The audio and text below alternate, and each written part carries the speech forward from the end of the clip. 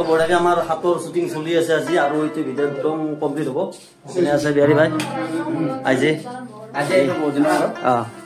তো বহুত দেখাব মানে ট্ৰাই কৰিম তো ইপিনে আছে আমাৰ গোটেইকেইটাই আমাৰ এইটো আৰু আলোচনা হয় পিছত আহিব ৰঙীন পৃথিৱী আৰু কি কবি তই অনেক কিনে মৰা অনেক কিনে মৰিলো আজি মানে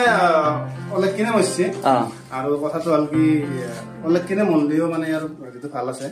মানে যিটো মানে তাৰ এন্ট্ৰিটো